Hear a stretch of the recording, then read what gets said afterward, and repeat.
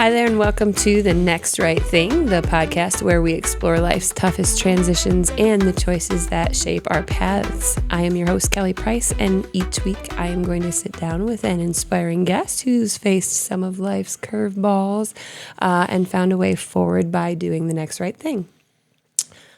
Take a deep breath and let's dive into today's conversation. Well done. And I'll let you go ahead and introduce yourself, sir. What up? My name's Lucas Davila, also known as HaCK. I am sharing my story that we're about to talk about a little bit here. I share that on YouTube. You can find it at HaCKuS Prime. Also on Facebook, you can find me under Lucas Davila, in quotes, HaCKuS Prime. But I got a lot to talk about. I got a lot to share. I've been through some things that I think could help a lot of people out if they just take the time to hear my story. And that's what I'm here to do is share, and that's what my channel is for too, is to inspire and help others that feel like they might be stuck. Very cool. Well, I did hear a little bit about your story when we sat down for the Last Sober podcast, but I've been looking forward to diving in and hearing a lot more. So yeah, let's just maybe back it up and start at the beginning because, logical, and talk about a little bit about what role alcohol played in your life, like in your environment growing up. Well, growing up, that was just a normal thing. Like it was at every party, whether it be a kid's party, adult party, like birthday party, whatever, Sure. Whatever celebration, Christmas, what have you, it was alcohol. Okay. There was a case there was a bottle there, and there was always that group that hung out, did their thing. So, of course, we got introduced to that at a young age, like a lot of us, the cousins and whatnot, come from a big family. The Hispanic side of my family, I'm half Mexican and then half Caucasian. So the Mexican side of the family, they're way bigger and broader, Okay. But a lot of those parties, that was just the norm. And then, of course, as I grew up, you just kind of fall into it, Right. Teenage years, you slip a little here, slip a little there, take, and eventually it does become a whole addiction, and For sure. maybe not for every single cousin or every single friend I have, but for me in particular, it became a full-blown addiction. Sure, and I think when that stems from a lifestyle and that's what you know and you don't know any different, and then when that takes hold, it can definitely take you to a scary place. Right. So to give some perspective, I'm 36 now. So, it was about 12 years old when that started kind of being more of a consistent thing in my life. Mm-hmm. And from there, it became like a weekend thing through my teens, And then as I got to adulthood, it was just slowly becoming an everyday thing. Right. And when I was 21, it was just accessible. Like I was rounding 22, close to that point, but right around there, it just became full-blown alcoholism. Like I could almost recall the date. It was like, what was it, January 24th, 2011. Because I had moved to Michigan at the beginning of 2011 to get away from everything, to reset. My cousin Christopher, he was nice enough to take me up to his home and try to help me get myself together upstairs, and he got me a job being an arborist and everything. And I just remember that date specifically because that was my first day of working there. And then getting off of work, some of the guys we gave rides home to, they would get a 6-pack or a couple tall boys or whatever have you, and that'd be the ride home. So it was like, after a hard day, that'd be the ride home. And of course, I was already primed for that mindset prior to moving up there. Right. So even the change of environment really. Yeah. So that was battling alcoholism for a good, 20 years almost. Oh, that's wild. Were there early experiences that shaped your understanding of addiction and recovery? Or is it just more of a lifestyle that you fell into? Well, yeah, at first I had fallen into it. And, in my early 20s, I was like, I'm not addicted, whatever, Mm-hmm. And then, you get your DUI here and there, and your friends start talking about moderation. And then you get your second DUI, and then you're like, I probably do have a problem. And then, you wreck your truck, the first truck you ever brought off of a lot that wasn't a $500 beater with the heater, you wrecked that bad boy. Yeah. And no need to drive it because I was just down the street. I just want to drive it because I just want to drive it. Right. So, multiple life lessons there. And then, I had to I really had to face the fact that, hey, maybe I do have an issue, and I couldn't stop. And For sure. I do recall asking for help here and there, but I never fully followed through with it. It's that part. Right. It's absolutely that part, because you can reach out and you can seek avenues in people when you understand that you're struggling, but it's taking the next right step and putting those into action. That's where the rubber meets the road. That's the difficult part. Were there any specific events that felt like a turning point for you with your relationship with alcohol? Well, prior to my accident, it was just an uphill struggle. My accident was January 25th of 2021. So like 10 years almost to the date from when I was talking about prior. So like being in the depths, like full depths of alcoholism for what did that look like decade. for you? What, just being like in? Being in the depths, like take us to what that, if you can go there. I was told once upon a time you don't want to glorify it. But at the Right. same time, I know a lot of people can relate because you put yourself in just this euphoric state. Mm-hmm. And it's a consistent euphoric state. And you just want to live in this bliss, where nothing fucking matters. And everything that upsets you, it just kind of rolls off of you. But it's weird because at the same time, when you're trying to numb all those things or let it all slide off, you end up becoming more of an emotional person on the outside. Absolutely. And it's hard for you to cope with anything unless you have, your substance of choice. That crutch. Right. So it was, I don't know, it was surreal, like just going through it prior to the accident. Because towards the end, I had even started taking Vivitrol. I tried to like wean the cravings and such. I was trying, like I had taken the shot. And then from there, the shot was like really upsetting my stomach all the time. Like I was always like, it almost felt like I was in a constant hangover state when I had the shot for the Vivitrol. So I started taking the pills. But then, of course, with the pills, I wasn't a consistent person. Right. So, of course, I forget one day, forget one another day. Next thing you know it, I'm hiding them in the back of the cabinet because I'm not taking them consistently. And I'm drinking again. And then that's your window to let it back in. Yeah. And that was like I was supposed to be taking Vivitrol, when I got into the accident. Okay. Yeah, but I wasn't. But you had stopped. Yeah.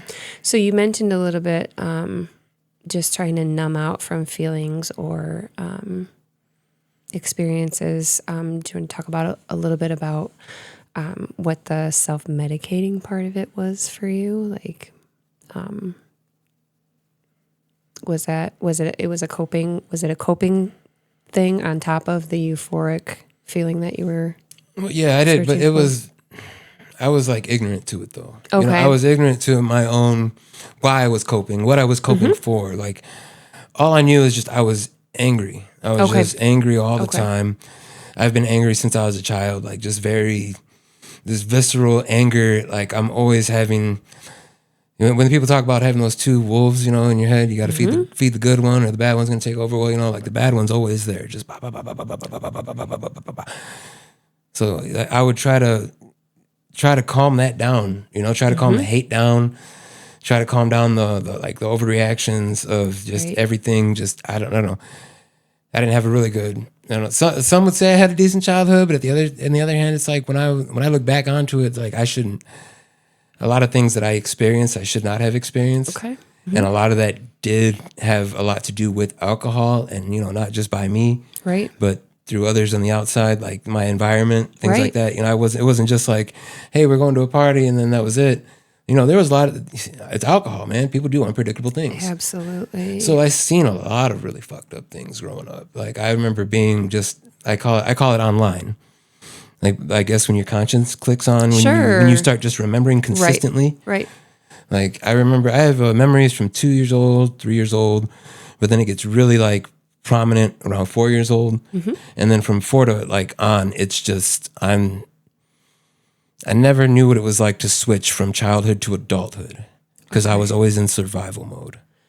Yes. And like coming up always in survival mode, I never knew that there was like a transition that you're supposed to have as you grow up. I was there and that was it. And now I got to look over my shoulder. I got to protect myself. I got to watch over myself. I mean, to give you some idea, I grew up in Chicago Heights in the 90s, in the prime, like gang territory, gang fights. Like there was just a lot of that going on. And of course, race played a huge role in that. You know, half white, half Mexican. So it was hard for me to fit in anywhere. And it was, like I said, you're always watching over your shoulder. Absolutely. You know, so when you're like living a life like that from like 4 years old up until 12, 13 years old, you know. Well, and when you're in that environment, and on top of that, it's compounded by the fact that you're being raised in an alcohol-rich environment.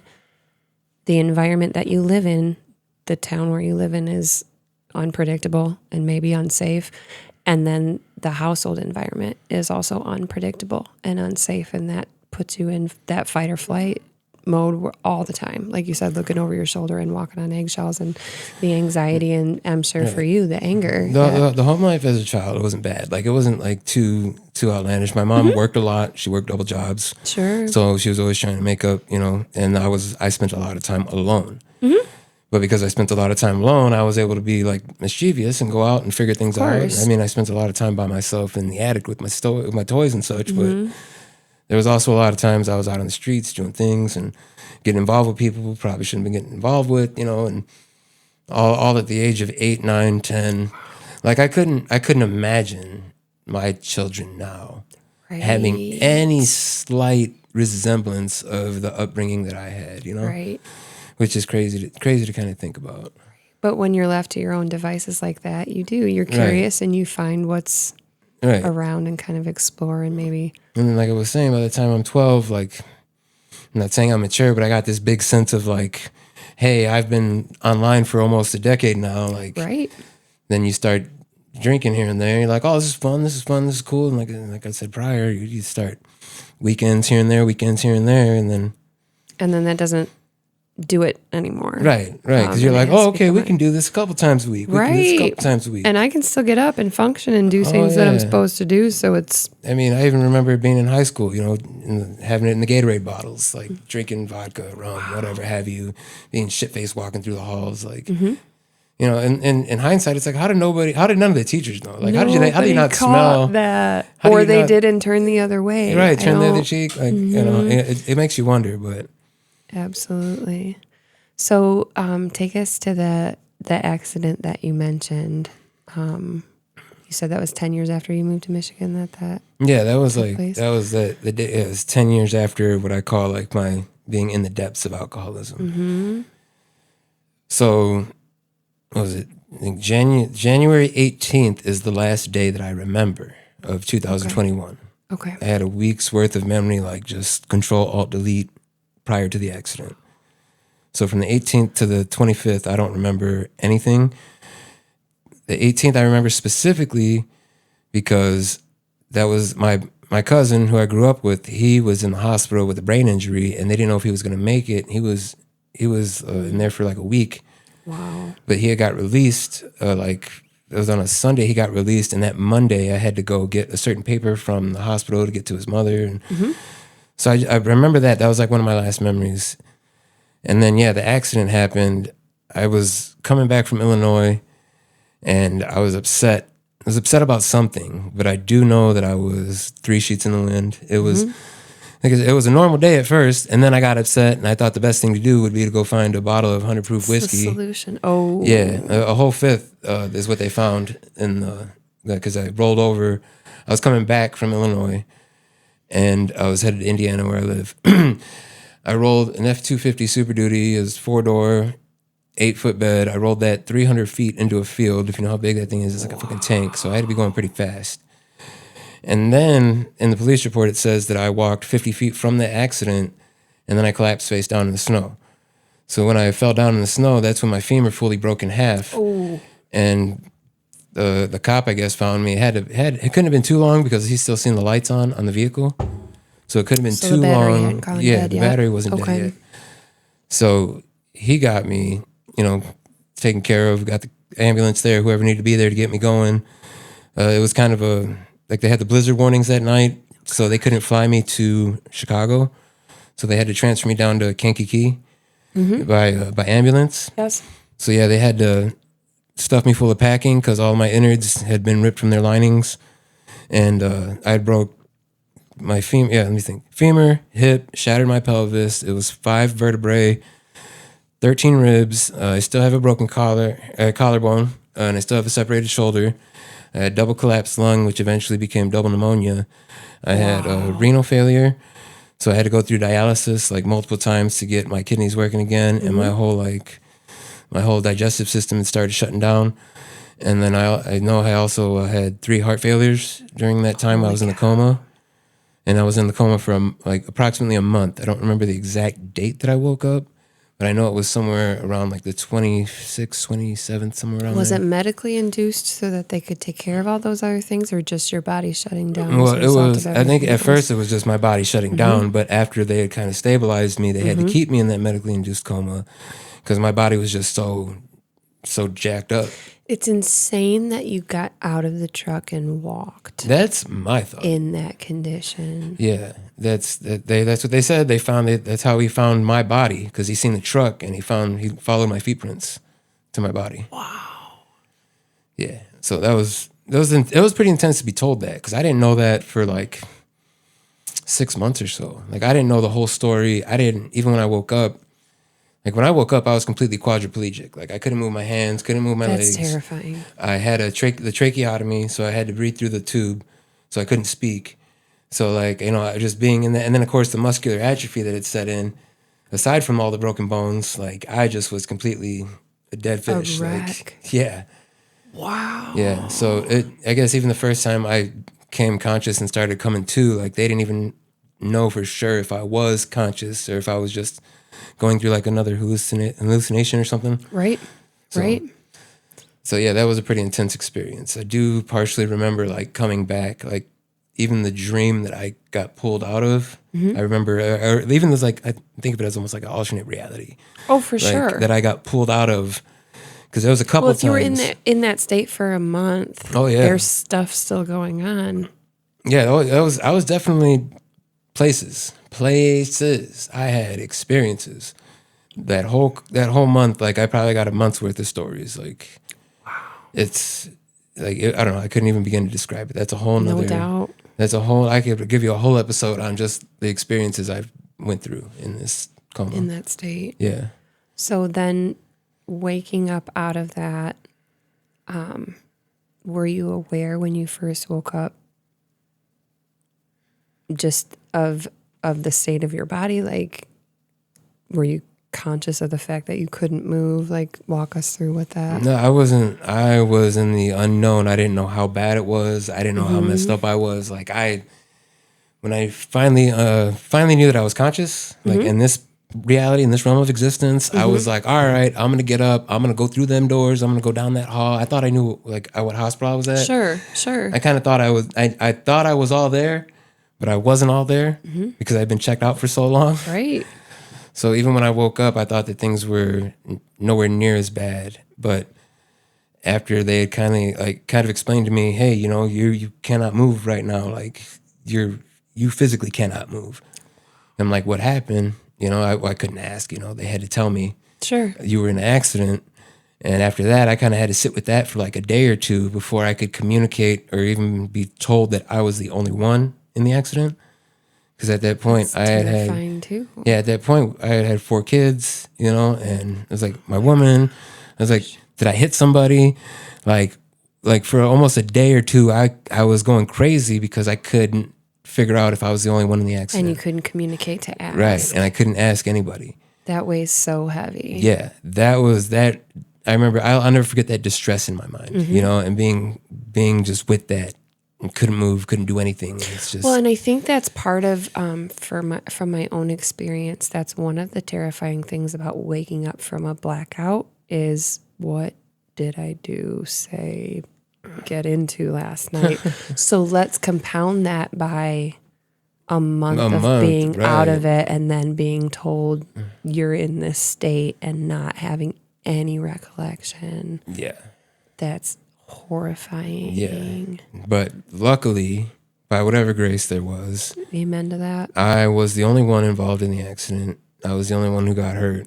And then, of course, like, I damaged the farmland a little bit, but Right. the truck was completely smashed, completely totaled, of course, naturally. Like, I was doing construction at the time. I was kind of self-employed, and all my tools and everything were in the truck. So not only did I break my body, but I lost my truck and all my tools. So my whole livelihood was all gone. I will say I am very grateful for all the people that came together. There was a whole group of people, two separate groups of people who came together, and they financially like helped my family. Ain't that something? To make sure that they were okay and they had a place to live and there was nothing that they had to worry about, you know. Yeah. For a good, I'd say almost a good year, like, we were taken care of. That's amazing. And like, thank you to everybody out there, for sure. I always want to say thank you for everyone that helped out. Sure. My friend Tara organized the whole, like, what they had, the gift baskets and everything to auction, and they had a whole little fundraiser. And then my son's football team, the coach, they had organized something together for the football team, and everybody donated and got money together, and that's awesome. Made sure that nobody had to worry about finances. But it also put a lot of things into perspective, because I didn't have anything set in place prior. Okay. Like, I didn't have any savings set. I didn't have any, like, life emergency insurance. Fund or any nothing. No life insurance. Yeah, no nothing. Right. So, like, that put a lot of things in perspective for me too. But the whole, like, no life insurance thing, that's on a whole nother topic, because I grew up with not knowing what direction to go in life without any guidance, and I just kind of hit the ground running. I'm try to figure this out. And here I am figuring it out, and I almost slipped up. Like, right. But that's a lot of grace, and I think there's a lot of hope in what you shared about, how the people in your life rallied around you and came together, and speaks a lot to the support system and the number of people in your life that care about you. And I will say that put a lot. Like, I was like, wow, I was really overwhelmed, like, graciously overwhelmed. Absolutely. Like, everybody that had been there and was generous enough to, like, just give and help. And, like, we even had friends that donated vehicles to help us get through. Like, it's amazing. Like, yeah, kudos to my people out there, for real, for helping out. Absolutely. And you guys know who you are. I don't got That's any right.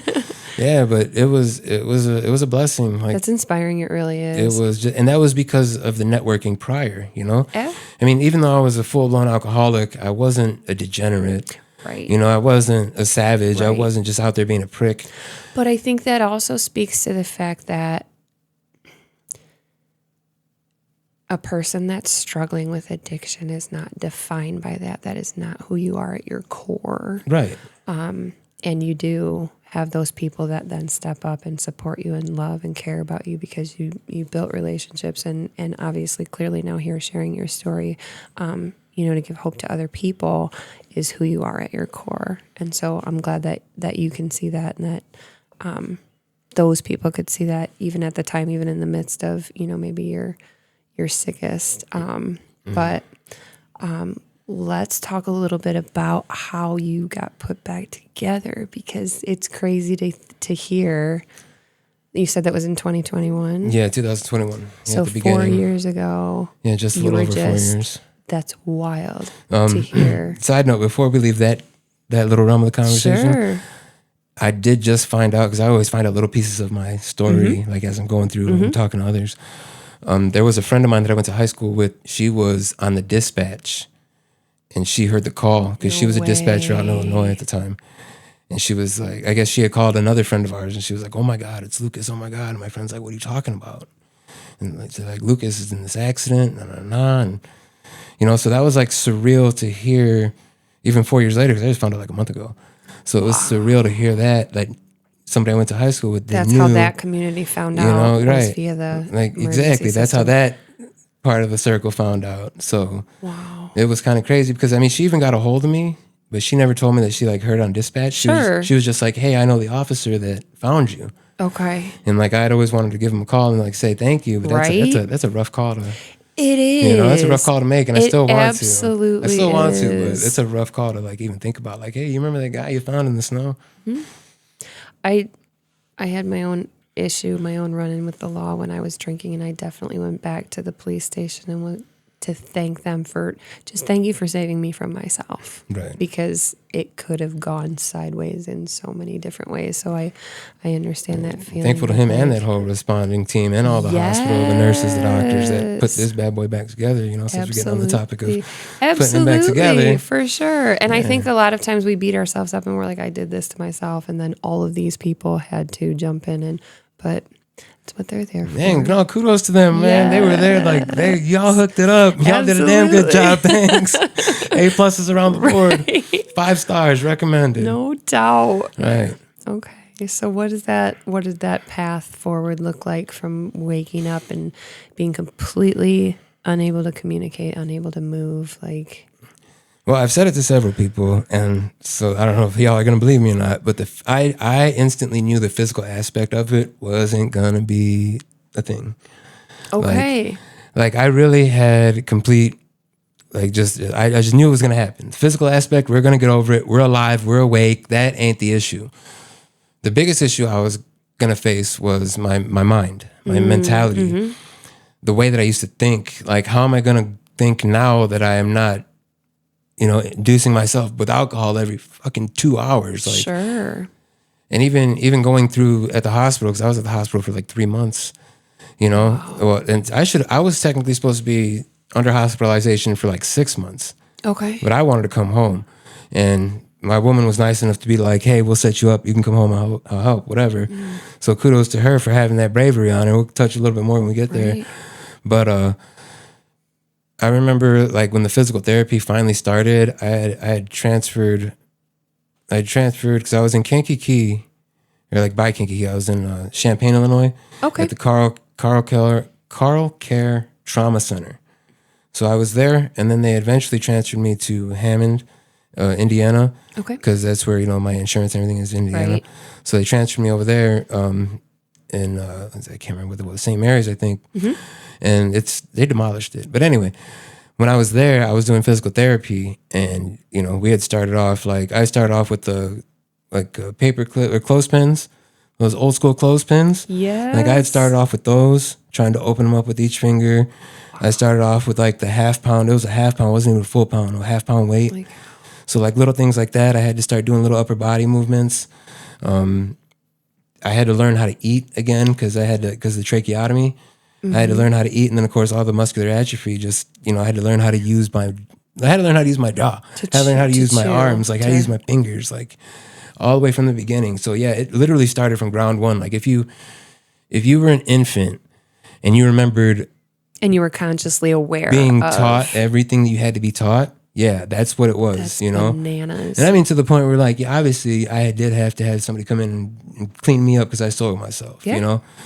So that was even a surreal. It's humbling. Dude, humbling AF. I'm telling you. Right. I'm telling you, it's not cool, but you got to do what you got to do. Knowing you for the brief time that I've known you, like obviously you're not a small dude and you're a doer. Like you're a on the go kind of guy. So I cannot imagine what it was like to just have to sit or lay there. To sit and lay there. Like I couldn't move. They would always come in and tell me to roll over, and I couldn't roll over. So people have to roll me over for me and roll me back for me. And you know, that first month was just really exhausting because we didn't even touch physical therapy for a month. Right. Because I still had how many, I'm assuming you had to have surgeries and that kind of thing to put yourself back together. And multiple surgeries. I mean, I still have another one lined up, maybe even multiple. But we can run through those in a minute too, because that was also part of the whole coming back together process. Sure. Because even after all those surgeries, after waking up through the coma, I still had several surgeries to endure even after that. Mm-hmm. But because I had so many surgeries, they had to wait at least a year for my body to heal completely from the trauma before they could even take a scan to like get an idea of what was going on. Wow. So yeah, during that time, like I said, I spent 3 months in the hospital, and I couldn't even stand up yet. I couldn't even sit up on my own yet. And I was like, I can't do this. I got to go home. The white walls were driving me crazy. White walls were driving me I can't imagine. Crazy. The white walls, the lights, the being woke up every somebody single coming morning in at to check 4 your a.m. vitals, to check your vitals, blood. Like the dialysis would drive me crazy. The dialysis would always give me hives because they had to keep cleaning my kidneys. Like a stipulation of me going home was they had to make sure I knew how to use my bowels, because Sure. if I didn't know how to use my bowels, then if everything got backed up, I'd get into sepsis, which I did have sepsis while I was in the coma. Holy cow. So of course they were like, we got to watch for this guy, make sure he doesn't, make sure he's all good. So after a little bit of physical therapy, which was all upper body, I think they had me stand up one time in a bed. Like it was a prop bed. They were able to like belt me up and then prop me up like Frankenstein almost. Holy cow. So that I could actually stand and bear weight on my legs. But that even wasn't until I think 2 months in or so. Okay. So yeah, it took a while. Like when it happened and I woke up in February, it was kind of like at the beginning of March. I was talking to my dad. His birthday's on St. Patrick's Day.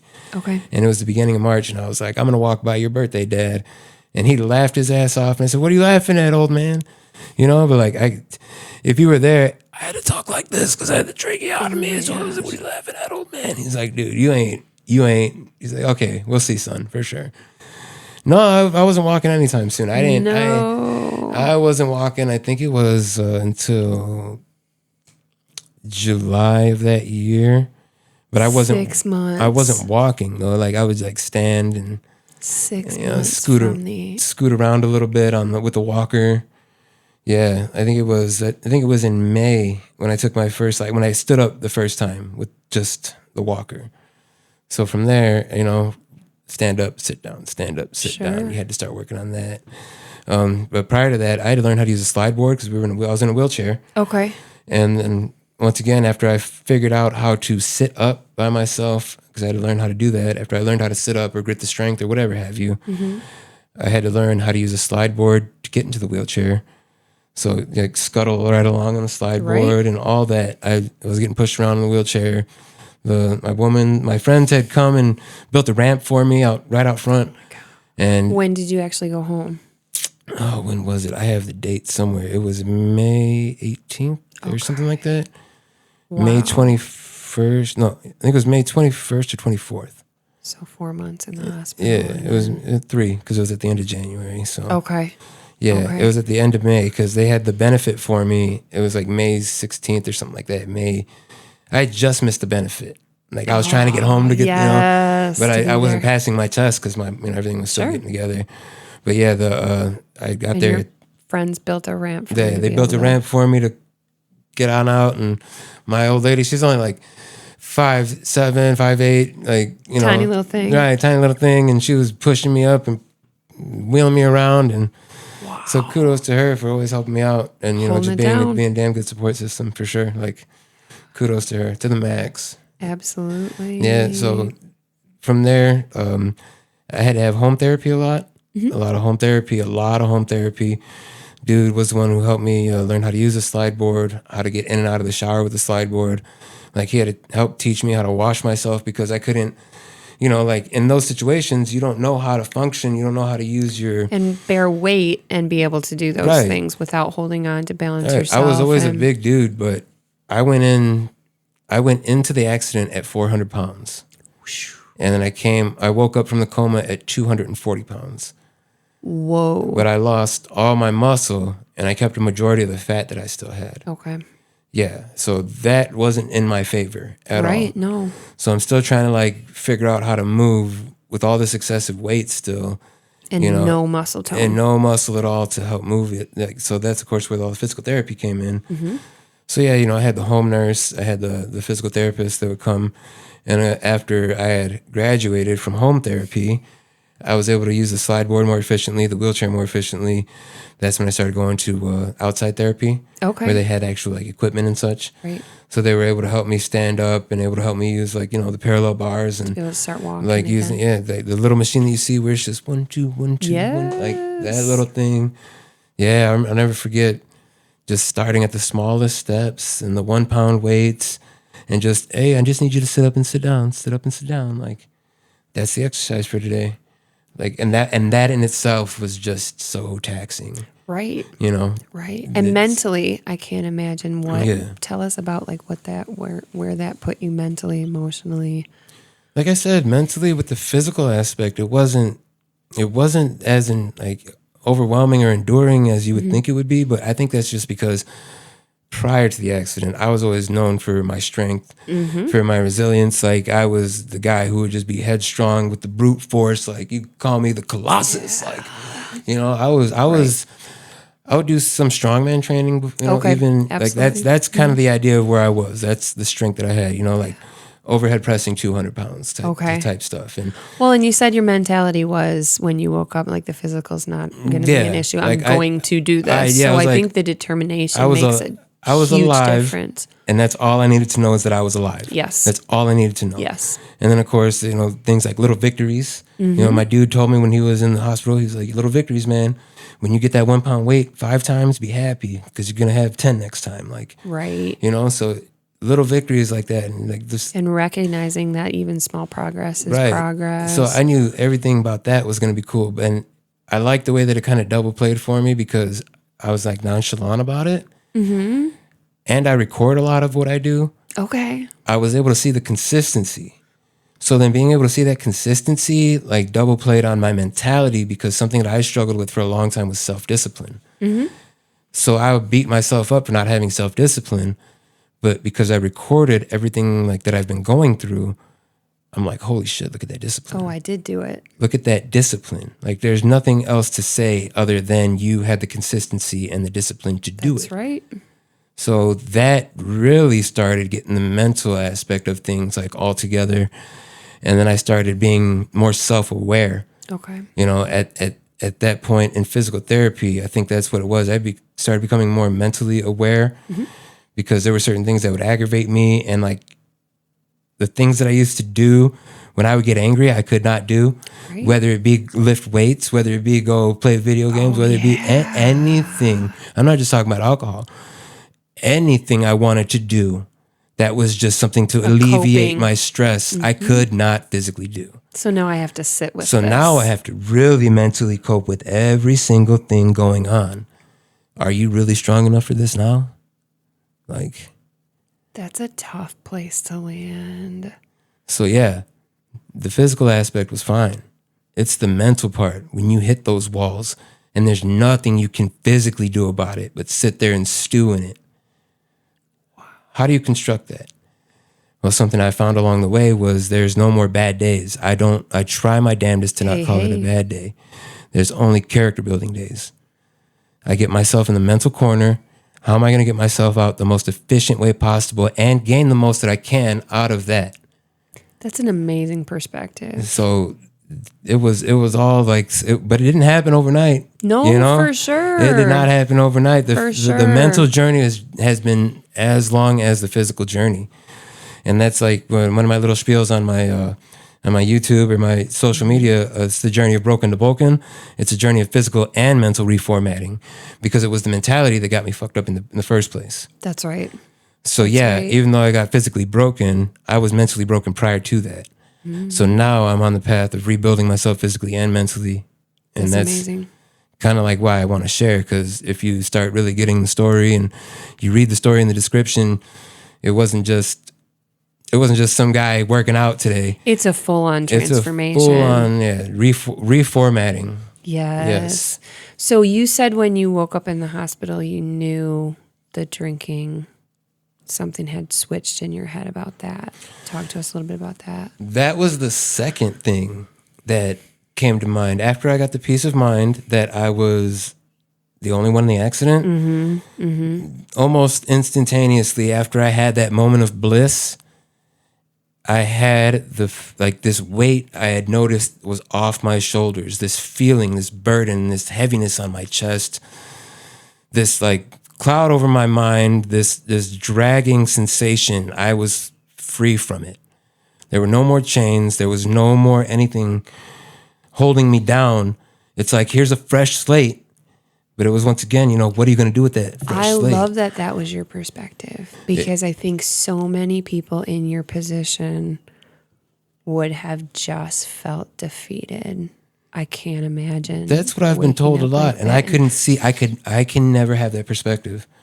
And that's amazing. I mean, that's defeated. Just a testament to your spirit and your determination. I could never understand what being defeated would be in that position, because I was awake and I was alive. There was what do you mean defeated? You're alive and you're awake. You're breathing. Right. You're here and you're conscious. That's right. I wasn't brain dead. I was able to communicate. Which is also wild. Which they thought for sure I was going to wake up and dee like they thought that I wasn't going to be all that upstairs. Long yeah. And all that trauma. Yeah. And didn't even mess up the moneymaker. Nope. Yep. Still all good up here. It's wild. Right. All from the neck down. Broken.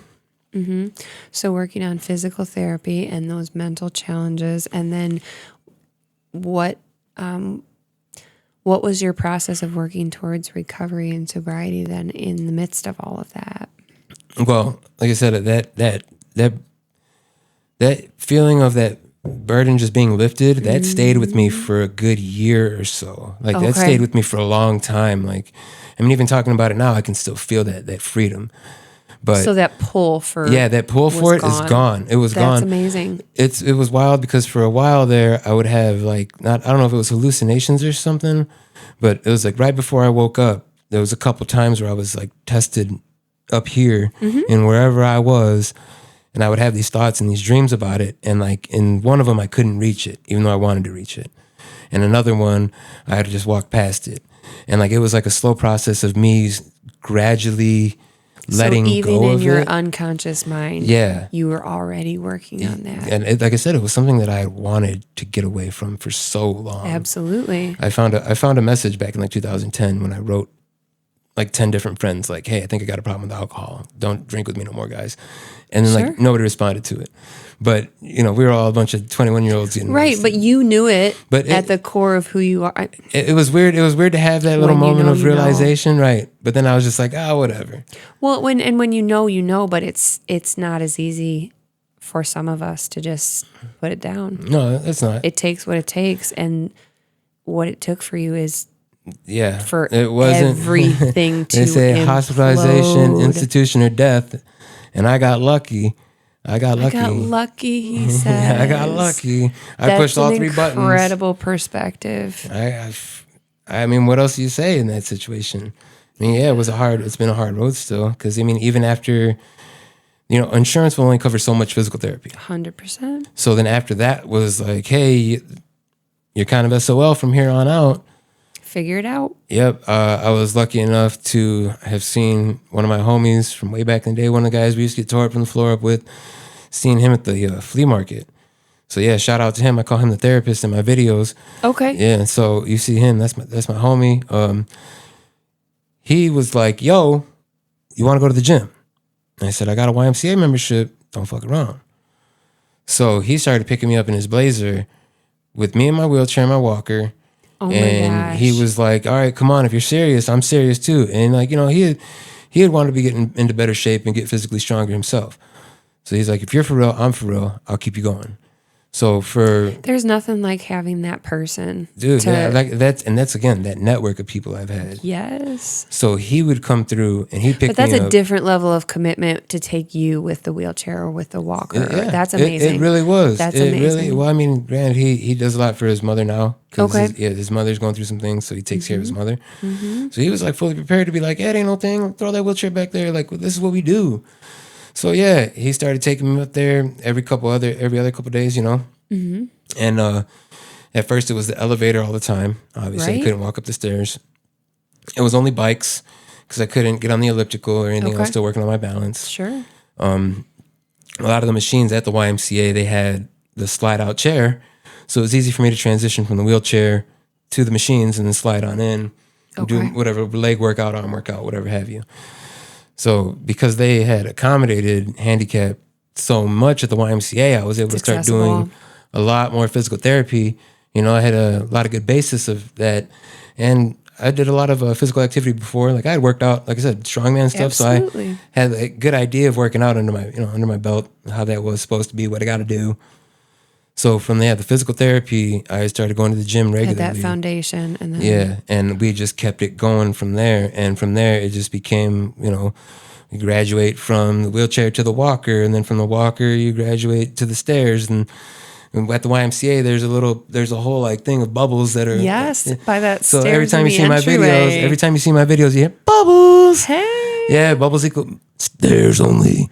So bubbles equals stairs only, and that is highly significant because that's a huge transformation. I couldn't walk up the stairs, man. Right. And like, there's been days where I wanted to take the elevator. You know, my hip hurt. Stairs only. And I'm like, fuck, I can't do bubbles because stairs only. You know what I mean? Like, stairs only, stairs only. So like, even little things like that, I encourage myself. That's your commitment. That's your dedication. That's your motivation. Right. That's So your it's drive. like, man, dude, I'm not going to take the easy way out. I'm not gonna. Right. So them stairs is so significant to me, like in my videos, because that was a huge milestone to even get over. When did you start recording and putting I should have started recording sooner, but it wasn't until the end of 2025, like December. Okay. December 2025.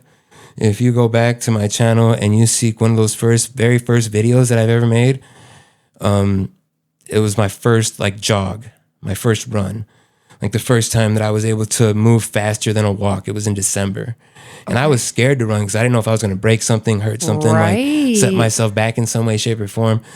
And like, it was a really vulnerable moment for me, and I recorded the shit out of it and I posted it. Like, that reaches people. Like, it's, you know, I think a lot of times we're scared to be vulnerable and put that weakness out there or open ourselves up to like. And I wanted to catch that moment because I ain't gonna front. When you've seen the things that I've seen, where I've been up here, where I was in that coma, being on this plane of existence, you're a little jaded to things. I believe that. You're a little jaded to things, and it's hard. It's hard sometimes to fully absorb and like be in that whatever it is you have. I find myself getting there sometimes, but like when I ran and I felt just myself completely overwhelmed, and in that moment, you know, I felt alive. It's an achievement. It was like, dude, I never knew if I was going to be able to do this again. And like, it brought me back to that moment that when I woke up and I was like, all right, this physical thing ain't shit. And here I am running. So I got it going on. And like, just little milestones like that. And the gratitude that there has to be as a result of those victories. Yeah. That I wasn't sure I'd be here again. Right. I'm able to move in this way. It's like I remember so many things overwhelmed me in that moment when I recorded that run. All the times that I was on the ARC trainer, like trying to get that mile. Because I remember a 14-minute mile was such a huge thing for me. Like 14-minute mile was like, oh my God, I did it.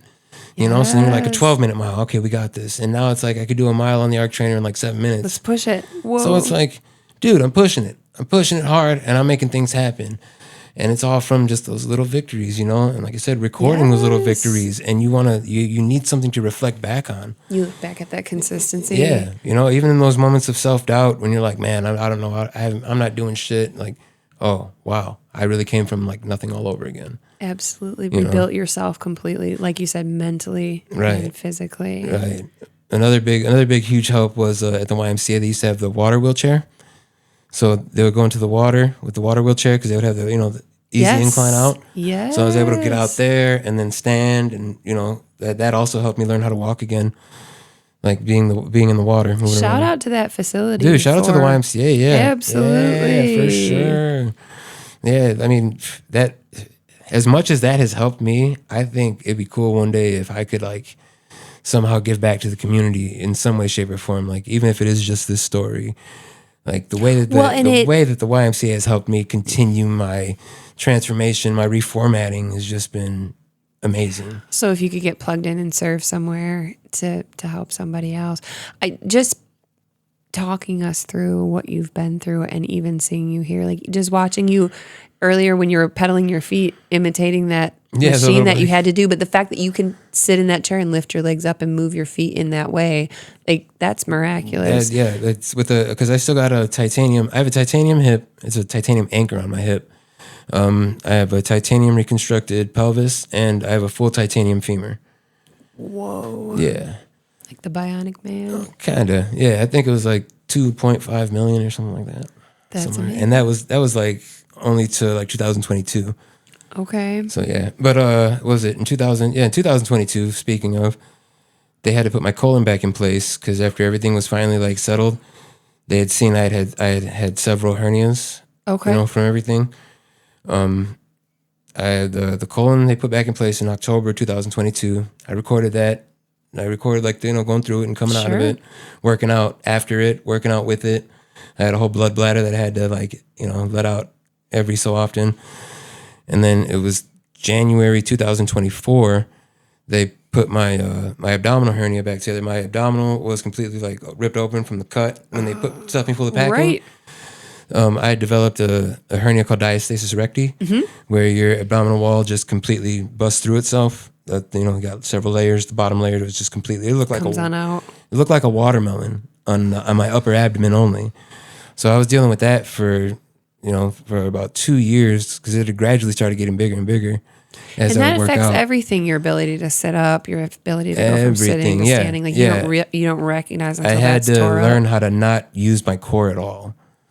So yeah, in January after that surgery was done, that's been healing up. It took me about 6 months to like get back to my normal kind of lifting. Okay. Like I went back to working out, but I had to be really light and easy about a lot of things because Which is maddening when you're used to strongman type I'm like, stuff, I had and this here I hernia, am I can again, lift back this, to and then I'm back to not square one, but slow and light. right. But it's like I also recorded that. Like I was doing, we're calling push-up checkpoints, man. Drop and give me 10 push-up checkpoints. You'll see it on my YouTube if you subscribe. Like Okay. push-up checkpoints every so often they come out. Quit doom scrolling your life away. Get out of the procrastination station. Do some push-ups. Now get up, go do something positive for yourself. Like I was That's doing. a great word. Dude, That's a great word because we get sucked into, if it's not the booze, we get sucked into the doom scrolling, social media, that kind of video games, whatever your nonsense thing is, shopping. I mean, we all have a something. Something. But what is that contributing to your actual real life? Right. Like, So yeah, the push-up checkpoints were like all leading all the way up to the surgery. Like I was doing push-ups in the hospital. I was doing push-ups in the hotel room. I was doing push-ups in the parking lot. Like we were like, we're doing push-ups, because I knew I wasn't going to be able to do push-ups for a long time. okay. Because that's, you don't realize how much you use your core until For everything. right, for everything. And like I thought I had an idea because I went through all this stuff prior, but like when you get mobility everywhere and then your core is just out again, you're like, wow, this is really again humbling. That's the word for it. Keep me in my check, keep me in my seat, keep me in check. Yes. Right, like so. After about 6 months or so, we had got back to working out, normally. Was it? I did start challenging myself. I'm trying to do this like maybe every other year. 300 reps for 100 days. Whoa. So like right after the accident, right after that date, I start this 300 rep challenge. It's 100 assisted pull-ups, 100 push-ups, and 100 squats, body squats. If you want to add weights here and there, you can. A day. Yeah, every day. And we did that in 2023, but then of course we couldn't do it 2024 from the abdominal hernia surgery. I just started doing it again this year. We were on day 90, and I got a small injury in my shoulder, in my lat, my trap, somewhere back here. I pulled something, and so we're on hiatus right now. Okay. So we got 11 more days until we complete this challenge, and we're going to start doing that. But I soon. think there's something in that too, where you can recognize now when there's a challenge or a setback that you take that into account and you recognize when you also need the rest. So you push yourself and you're disciplined and you're motivated, but you also recognize there's points where, okay, this is a time for me to sit back, take a hiatus, whatever that looks like. And the fact that you can sit with those things now and you don't have to medicate, self-medicate, distract, go back to the booze, the games, whatever it was, you can something has transformed in you that you can sit in those places and deal with those challenges life on life's terms, right, as they come. And I imagine that transfers to other areas of your life too, just with your relationship with your family. How is that different now than it was? That is hella different. Every time I kind of get onto this topic, I always like to somehow, some way, I just get it out the way right now. I like to apologize to the older kids because I see it in the reflection, and it's not a bad thing. It's not a bad thing at all. But I can see the Lucas that I gave them and the Lucas that I give the other ones. It's different. And it's different. you know, and like I instilled a lot of good things in the other ones. Like they got good work ethic. The older ones, like, you know, they're resilient, they're hard headed, they're tough. But I also could have been more attentive and a little bit more nurturing. And a lot of those things did contribute to my lack of patience, my alcoholism, you know. So it's like every time that kind of comes up, I do like to kind of say, hey, my bad, kids. You know, I didn't know. That's also a compassionate and self-aware response to your children, and it shows them it's okay to go back and admit, hey, I didn't do the right thing. I made mistakes. It shows them you're a human being and you're trying to do better. And that teaches them something huge as well. And of course, in retrospect, you do it differently. Right. And you wish you could have been more present. But the fact that you can own up to that. I try to tell them. And tell it. I try to tell them. And your life now is a testament to, I'm doing it different now. Yeah. And even when, you know, even when things did change, like, and it was on this side of the fence, I did try to get them more involved. Like my older boy, my teenager boy, try to get him more working out, you know, like, come on, dude, like, we're going to go do this together. Yes. Like he was there. He would help me out. He would be pushing me around in the wheelchair, you know, like he was there for a lot of that groundwork, you know, and then he tried to get into a little Sea Cadets program, and I got to the point where I was running, you know, so I was like, all right, we're going to do this together, man. Sure. So I'd be out there, I'd be trying to jog with them, trying to do planks with them, you know, trying to encourage him to keep moving on. And, you know, I trying to be that better role model. Sure. You know, and I'm trying to do that, not just as a role model for the kids, but also trying to be a better, like, significant other, trying to learn myself so that I could be more aware of how to understand situations, how to go through situations a little bit more, I don't know, like more compassionate, have a little bit more patience, more understanding, more foresight instead of hindsight. Right? It's like Let me be proactive and intentional. Right, you've been through this so time. much. Like you should be able to pick up certain signs at this point. Especially I've been with my woman for almost 10 years. It's wonderful. You know, so it's like get in reality, figure it out. You know, we still got a rocky road because she's still learning herself. I'm still learning myself. Like, relationships are work. It's not always sunshine and roses. It is work. But you're showing up as a different person now. Trying, you know, I'm trying. Yes. Sometimes old habits slip up, or old like reactions, I guess you could say. But you can still catch those, and you can still be self-aware and be like, yo, I'm going to see how that just made me feel. I'm going to try to recognize that sooner than last time. You try to correct it and move on. And that's just the evidence that you have changed because you're aware and you're working on it. You're not sitting in the place of, oh, well, this is just who I am. Take it or leave it. You're self-aware and you're working on it. And can I be a better person than I was yesterday? Can I do the next right thing? Even those little slip-ups. What's the next right move? Oh, I blew up. Speaking of the reaction. the next right move, like something I thought about on the way here, and I do have to touch base on. I have a lot of hateful thoughts. I have a lot of hate in my mind. Sometimes I feel I have a lot of hate in my heart. It's endless, it feels like. It's countless, it feels like. So when I get moments of peace, I really like to relish in them. Okay.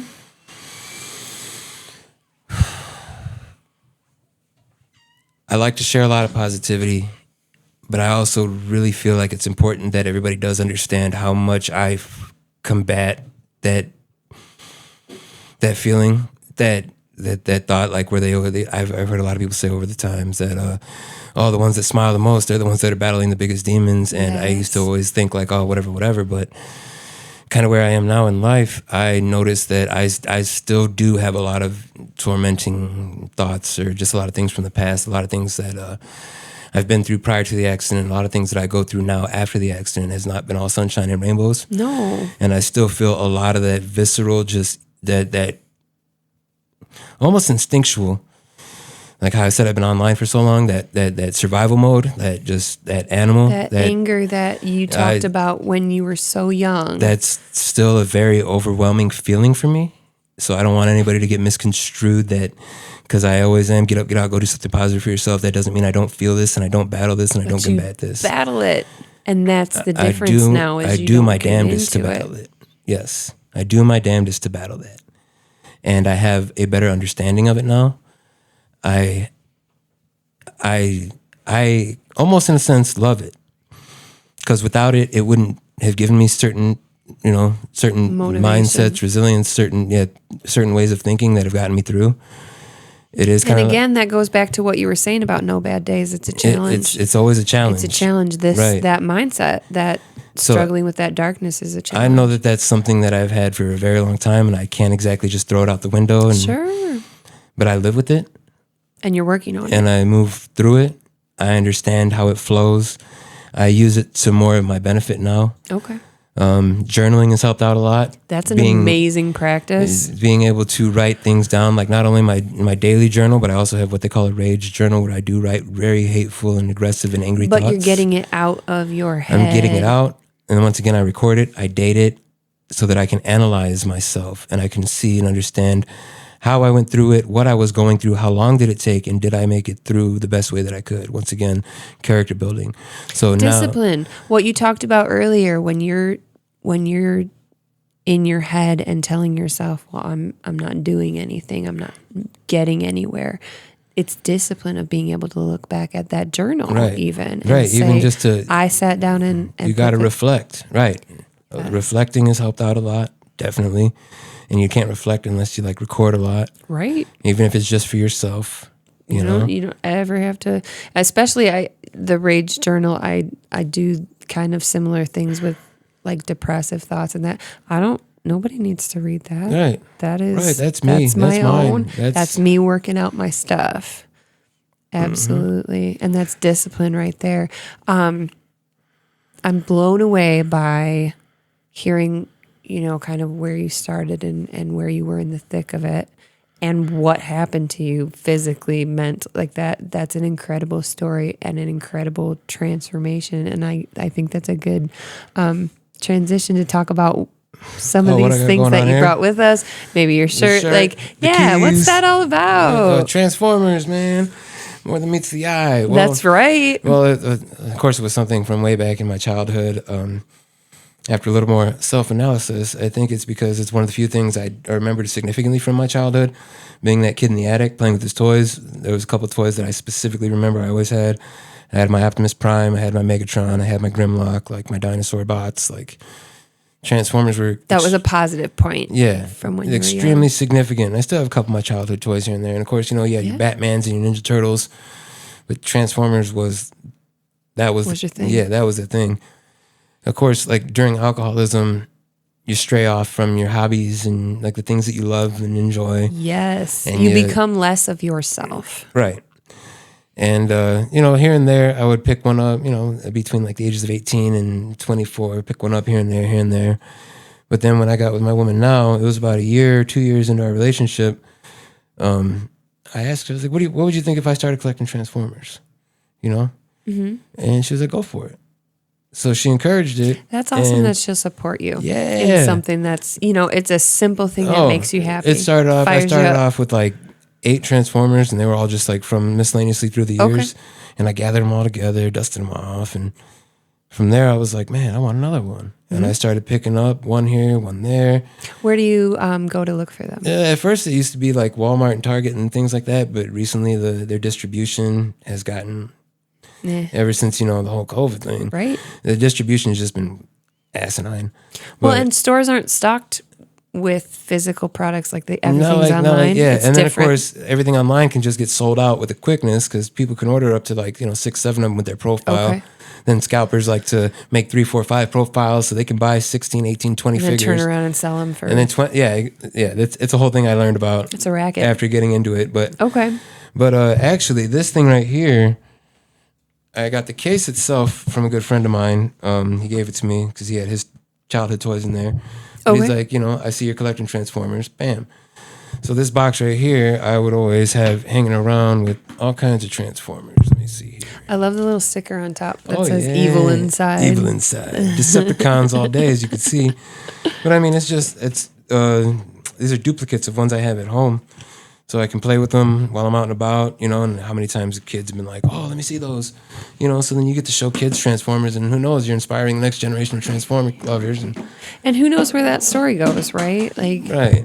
But then the thing is with the case, I had started taking a case with me when I went to like, parties or whatever, like, cause I was on the Vivitrol at the time, but I was trying to find something to keep me occupied, to not.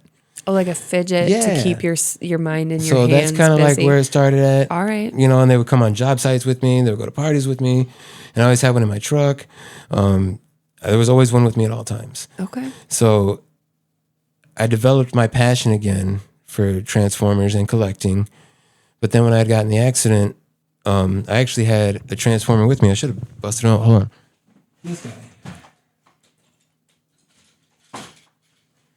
I actually had this dude in the truck with me. And no way. He had to get put back together. This is not his original like armor. And I do have a picture of seeing him in the driver's seat. He was missing all of his armor except for his little hand pieces. And he had his leg completely busted off. And I had rebuilt him just like I got rebuilt. What a symbolic. Yeah. So he is very significant to me in that aspect. No doubt. But he was in the truck months later, like when I went to go see the truck, like that was actually in pieces. That was the first time I walked without my walker. Was when I seen my truck when I walked to it. I got a whole video about that too. I gotta post it, but I can't imagine. Right. But anyway, I can't imagine seeing that wreckage and the having it sink in that you walked away from that. Yeah, that was another intense moment. But what was I saying? He was there. Mm-hmm. He was in the truck when you walked up. But the case, my woman had sent the case with my mom when I was in the hospital, so that I could have something to look forward to, something to do. But when they brought the case, I didn't even open it. I didn't look at it. I didn't want nothing to do with it. It was still when I was in Champaign, Illinois, so it was before I got transferred out here. And like I just started being able to have the usage of my arms, like my fingers and stuff again. I still had to get sat up with the bed and such. And whatnot. But I didn't want nothing to do with this thing because I was just so in that depressed state. And then I thought it was the silliest thing that my woman, the next time my mother came out, she sent with her this guy. And this guy, I had such my eyes were set on him. Connection to. Right before the accident, I was like, hey, keep your eye out for this one at the store. Keep your eye out for this one at the store. And she found it. When I was in the accident, or, after the accident, after I woke up, she went and she found it. She found it. And this is Netflix Optimus Prime. And he the reason I wanted him so bad is because he looks exactly like color scheme wise to my original toy as a child. So my mom recorded me opening this, and it was, like I said, I was still real frail, but damn it, I opened that damn thing. I could barely get that damn tape. I remember my fingers being so not cooperating. Muscles, I opened it up though, and I set the package and the guns and shit aside, and I just looked at this dude, and I was just sitting there, and I remember how strained my arms felt, but I didn't care. Because I had this. And you had joy in that moment. I did. You had joy and hope in that moment. And kudos to her. She sounds incredible. Yeah, she is. She's the shit. Wow. I will say. She's fucking awesome. We got a lot of rocky things, but, at the end of the day, she's been my ride or die. So you're working it out. Yeah. And then, of course, after she's seen how much I enjoyed that, this is Netflix Soundwave. She sent that along the way, too. So these two guys were my right and left man. Your physical therapy too. I can imagine just the intricacies of transforming them and working with them the way that makes your muscles. That's exactly what started happening because this was over here put away on. And I didn't want nothing to do with it. Don't want to look at that. But then when I got these, that couldn't contain yourself. It was my childhood colors, and it was the toy as a child that I could never get. Yeah. So it was like those two things, and they just invigorated me. And I started playing with them. I started transforming them. The nurses would see how they'd be in different modes, coming through to check on me and such. Yes. Not only did it help with the dexterity, it also helped with my memory because I would say, I had to remember which way they go, and you don't want to break your new toy. Right. So it helped with the memory, helped with my dexterity, helped with my patience because I had to be very patient. Without a doubt. I didn't want to break it, but I didn't want to get frustrated to the point where I want to throw it. These things have helped out so much more than just being a piece of plastic for me. Oh, absolutely. And what a cool, talking point. Even. Yeah. Of course, I've carried that with me. After that, I still take these with me everywhere I go. There's usually 1 or 2 or 3 laying around somewhere in my truck. Mm-hmm. it's almost like how I was known for being that guy that had the bottle. Yes. Like even if you think he finished the bottle, he's got another bottle one on deck for sure, because y'all are gonna drink all my drink, right? Well, now I always have a transformer on me, and it's always something tangible to have, something to hold, something to manipulate, move. I started noticing. Well, I didn't notice. My woman noticed, like, when I'm upset, the way that I transform them changes. You know, the way that I transform them. Like, is it quick? Is it aggressive? Is it pleasantful? Am I enjoying it? Like, am I playing with him while I transform him? So you're able to feel that feeling, whatever that is. Yeah. And now you channel it. And now I can through transforming the figures instead of reaching for the booze. Right. That's amazing. Right. So it's been like a tangible thing for me to hold, to do, to look at, to be happy for. And then, of course, because I got such a damn good memory for whatever reason, almost every single one of them has a memory with them. You know, like I can tell you. Tied to it. I can tell you where probably 80 or 90, 95% of my transformers came from. And where like, you were when you where I found was, it. right about what time, you know, in the timeline. Like a lot of them on the packages I have written down. That's really cool. I got this from so-and-so on this day, or, you know, Father's Day from whatever. And yeah, I keep a lot of those. They're really significant to me, more so than they were prior too. I can't imagine. Right. And so yeah, it's really fun. And then you get in the whole world of collecting, you know, and you're like, oh man, the new thing coming out. Oh, you check it out. Get the pre-order, like, you know. Absolutely. It's something to look forward to. You know, little spots of joy and hope. It keeps me excited, right? And then you know, it's also another opportunity to kind of relearn yourself, because then you see habits. Like you're going through like these waves of like, oh man, I'm buying them all, and you're like, oh, I got to take it back. Yes. Or like my cousin Chris that took me up to Michigan, he unfortunately passed away about a month or two ago, prostate cancer. I'm sorry to hear that. To him, but I had those with me when I went to the hospital, and I had spent a week, or like it was like 4 days and 3 nights I spent with him, and it was just maybe 5 days prior to him passing. But I went up there and I took Transformers with me, and I'll never forget. They told me that was one of the first times they had seen him smile in like a week when I brought Transformers up there, and he transformed Transformers with me. That memory for him brought him back. It was, you know, and the connection, right? And he was 8 years my senior, so he's a little bit older, but the timeline, he had those were his like childhood kind of toys. He can remember. But for me, I was like still wee little baby, so I don't remember him the same way he does. But it was fun to transform Transformers with him and share that moment and share that with him, you know. And you were present for that. Yeah. And even though that's a situation that's so hard, you were able to just be in that moment. Yeah, I was able to be in that moment. I didn't have to be drunk. Be there for him. I didn't have to be fucked up. I was able to be there. And you have that memory, even though that's grief and that's loss and that's heavy.